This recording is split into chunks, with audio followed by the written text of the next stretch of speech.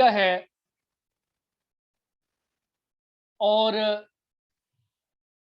जब हम इंग्लिश की बात करते हैं एज ए सब्जेक्ट, तो इसका कोर एरिया लिटरेचर में पोइट्री, नॉवल, ड्रामा है।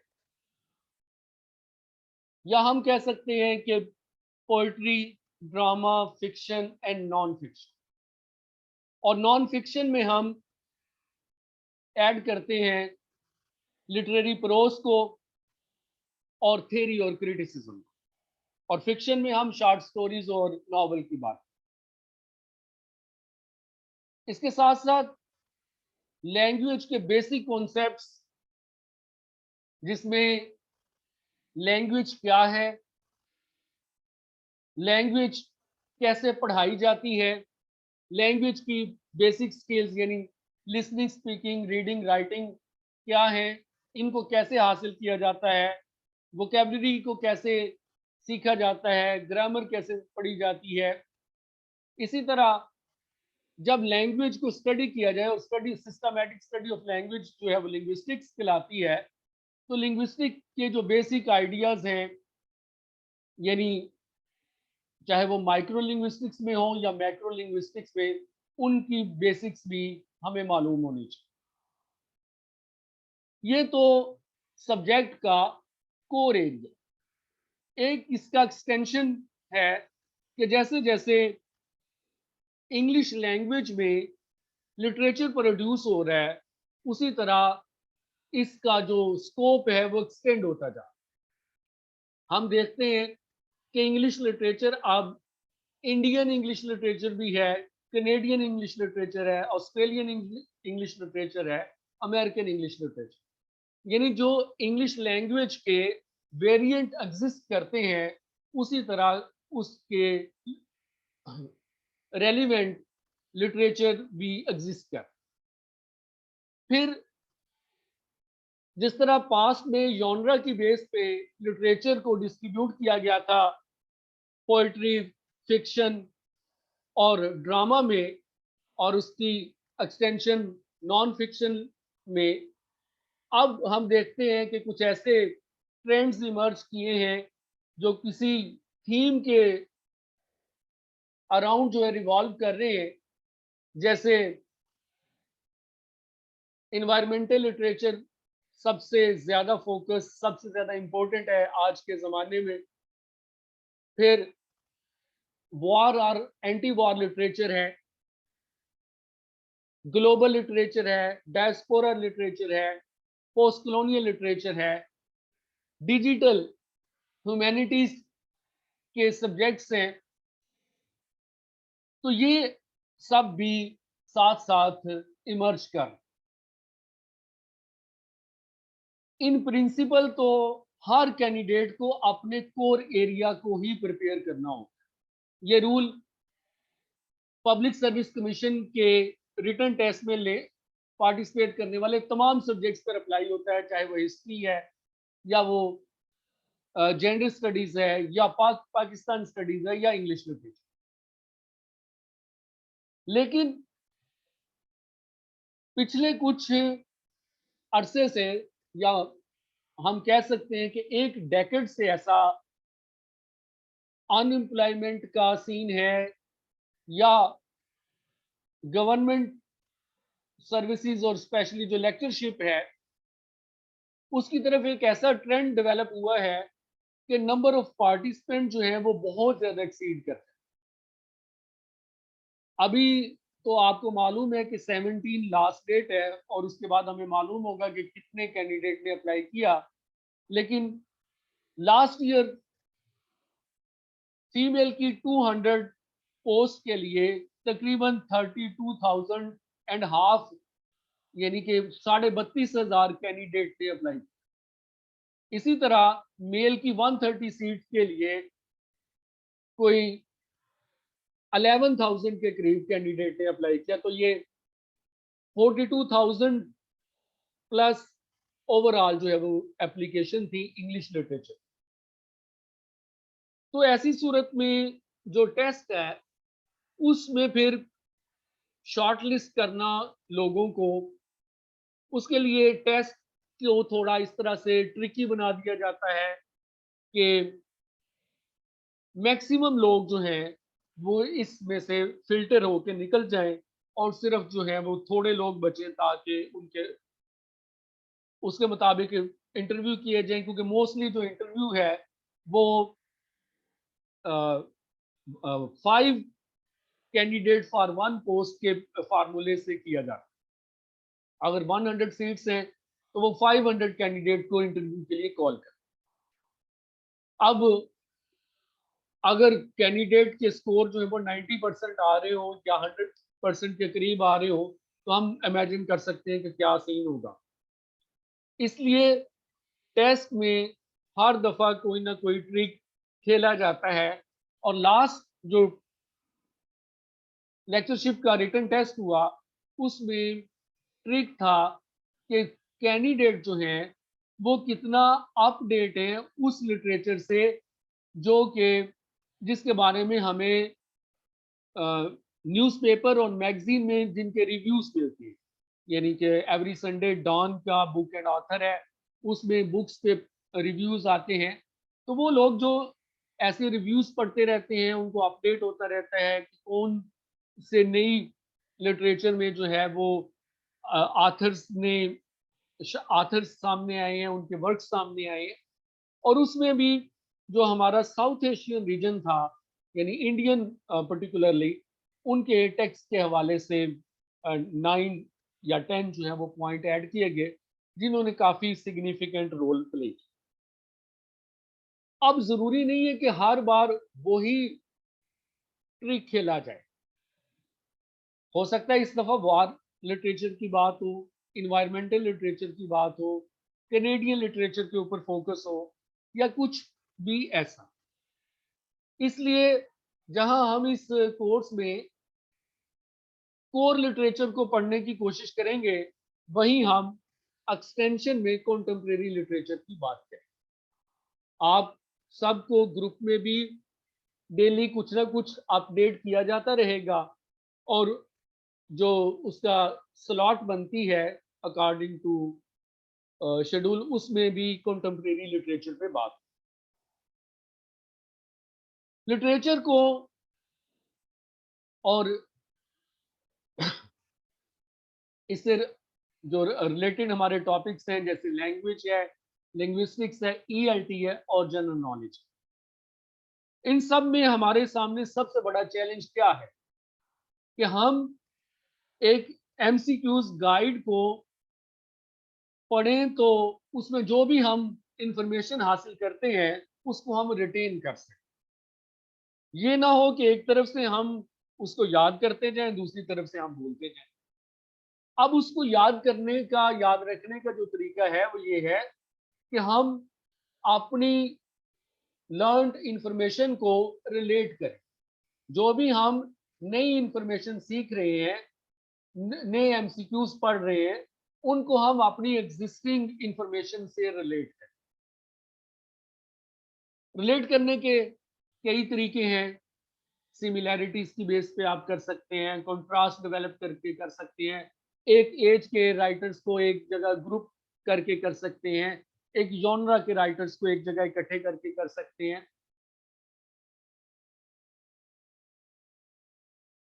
उसके बाद दूसरा जो पॉइंट है कि हम रैंडम प्रेपरेशन ना करें। हम कोई लास्ट स्टेज से जो प्रेपरेशन है उसको फर्स्ट डे करने की कोशिश ना करें। ये ना हो कि एक लेक्चरशिप का जो टेस्ट है उसको आज ही हम करके तो उसको बारे में कोई जजमेंट दे दें कि जी मैं कर सकता हूं कि नहीं कर सकता। अगर आप उसको एक प्री टेस्ट की तरह समझें तो उसमें तो हर्ज नहीं है, लेकिन अगर आप उसको प्रेपरेशन के लिए समझ रहे हैं तो वो बिल्कुल भी ठीक।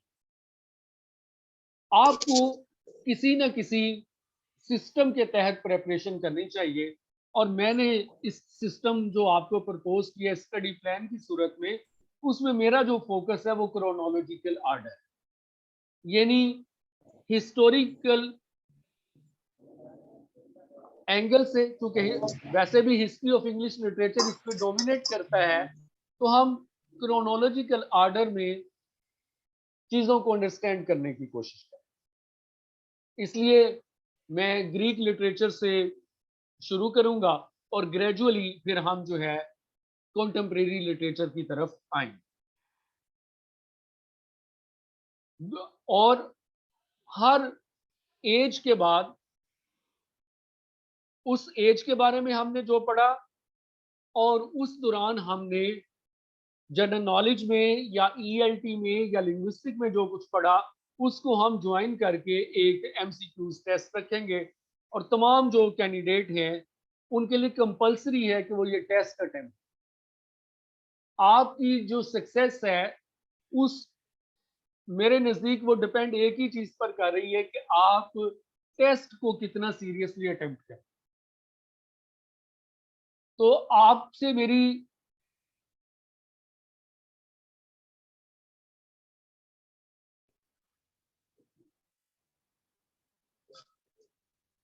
मेरी सबसे बड़ी रिक्वेस्ट यही है कि आप टेस्ट को सीरियसली अटेम्प्ट करें। उसके बाद जहां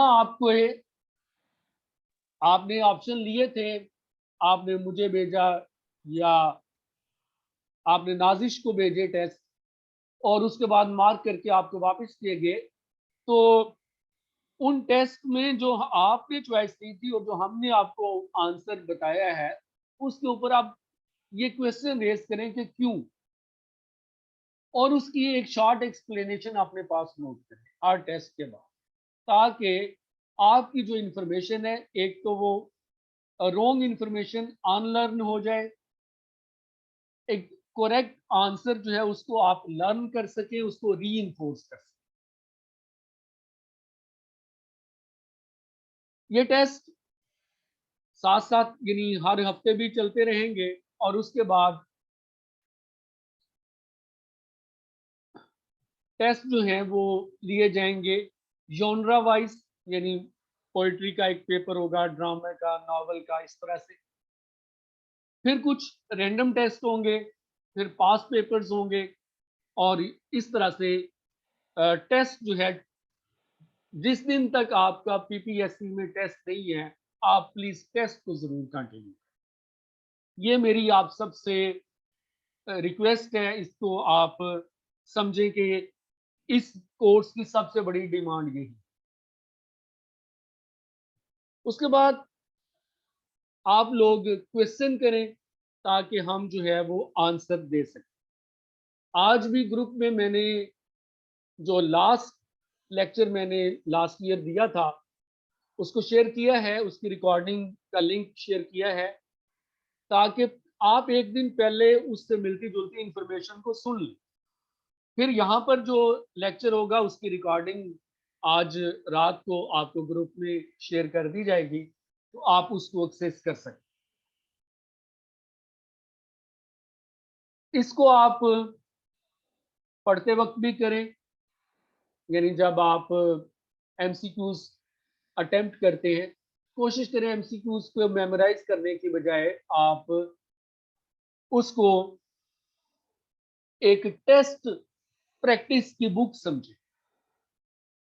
असल आपकी बुक्स वो है Rutledge history of English literature या कोई भी और अथेंटिक बुक, जैसे माइकल अलेक्जेंडर की पालग्रेव हिस्ट्री ऑफ इंग्लिश लिटरेचर है, अपडेटेड है। ये दोनों बुक्स इनमें से किसी पे आप रिलाई कर सकते हैं।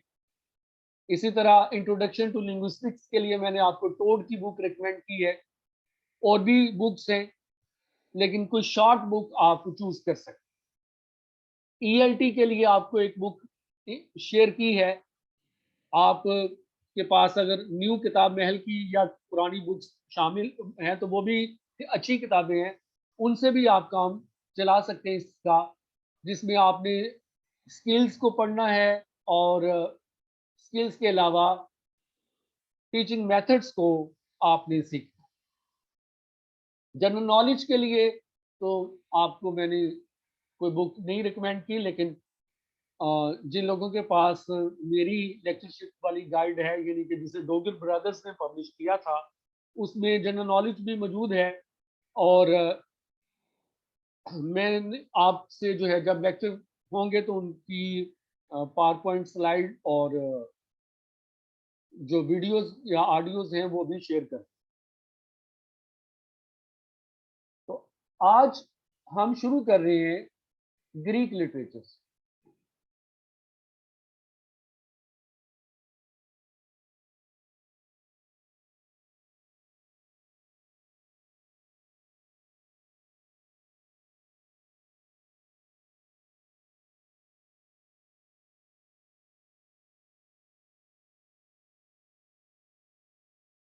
सबसे पहली बात यह है कि ग्रीक लिटरेचर में से हमारा ज्यादा ताल्लुक तो दो ही बुक से है। एक इडिपस रेक्स या इडिपस द किंग, और दूसरा अरिस्टोटल की बुक पोएटिक्स। लेकिन जब आप लिटरेचर को वैसे पढ़ते हैं और एमसीक्यूज में भी आपको इससे वास्ता पड़ता है, वो मिथोलॉजिकल फिगर्स हैं, वो मिथ्स हैं, मिथ्स के कैरेक्टर्स हैं जो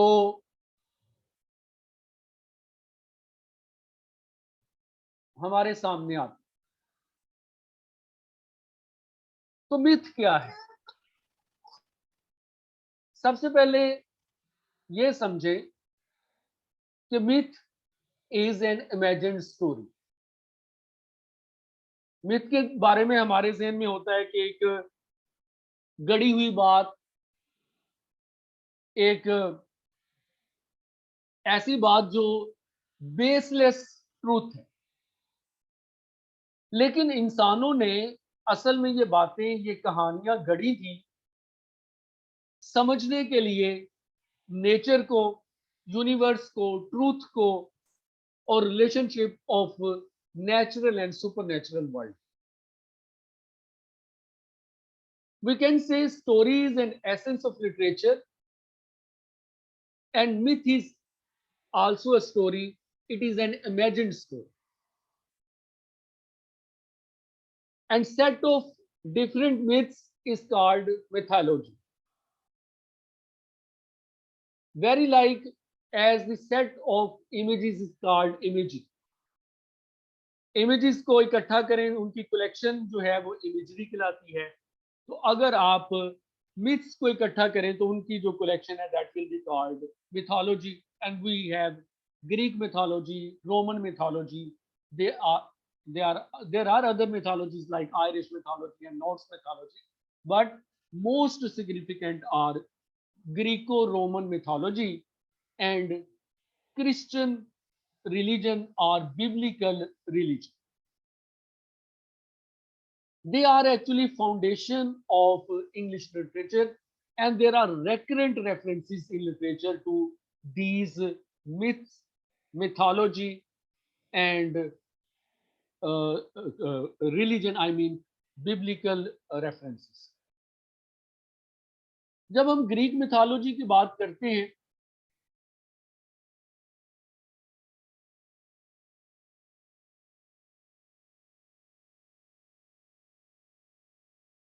तो हमारे सामने सबसे पहले मिथोलॉजिकल कैरेक्टर्स में गॉड्स एंड गॉडेसेस आती हैं। उसके बाद हीरोज और सेवियर्स हैं। तो ये हमने जानना है कि ये जो रीजन जिसे आज हम ग्रीस कहते हैं, once it was also called Helen, that was not a political entity.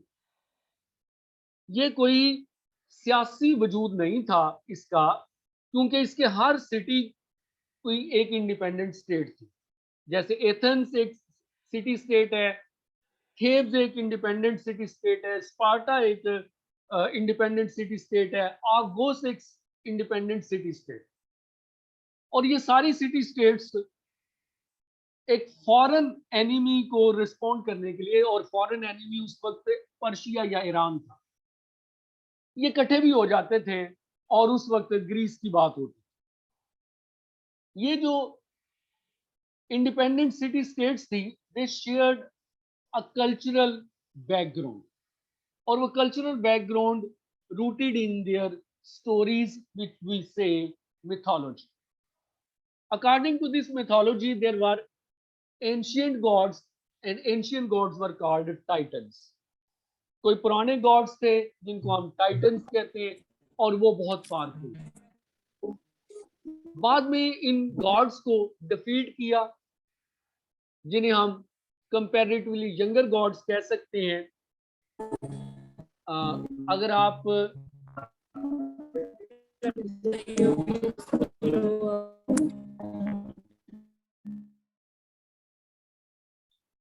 आप जॉन कीट्स का Hyperion and fall of Hyperion पढ़ते हैं तो आपको अंदाजा होता है कि ये गॉड जो हैं, ओलंपियन गॉड, ये ज्यादा ब्यूटीफुल थे, और टाइटन जो हैं वो पावरफुल थे। लेकिन ब्यूटीफुल गॉड्स या ओलंपियन गॉड्स ने पावरफुल गॉड्स को डिफीट।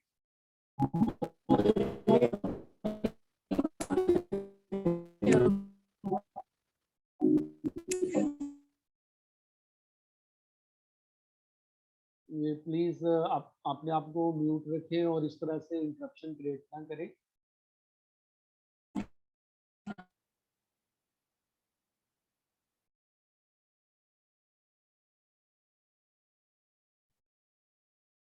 इन ओलंपियन गॉड्स को ओलंपियन गॉड्स इसलिए कहते हैं क्योंकि वो सब ओलंपियन पहाड़ी पर बैठते हैं।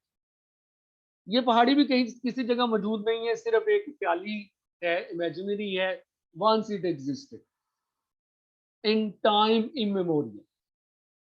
And these gods sat on Olympian mountains, and central god was Zeus, and he was the supreme god. He was the most important, and he had wives, daughters, sons.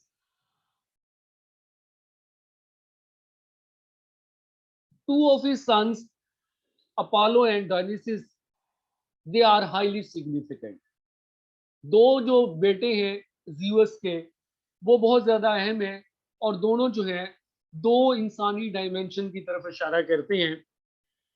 Apollo represents sun, light, music, discipline, order, philosophy, wisdom, यानी वो चीज जिसे हम तरतीब और control कहते हैं, उसका गॉड जो है वो अपोलो है। इंसान की फितरत में दो चीजें हैं, एक इम्पल्स है जो इंस्टिंक्ट को फॉलो करके आ रही है, और दूसरा इंटेलेक्ट है, और इंटेलेक्ट फिर हमें जो है रेस्ट्रेंट सिखाती है, यानी अपनी ख्वाहिशात पर, अपनी इम्पल्सिस पर, अपनी इंस्टिंक्ट पर, अपनी अर्जिस पर कंट्रोल कर। तो अपोलो हमारे ह्यूमन बीइंग की जो कंट्रोल की साइड है उसको रिप्रेजेंट कर। डायनिसिस represents irrational aspect of our life,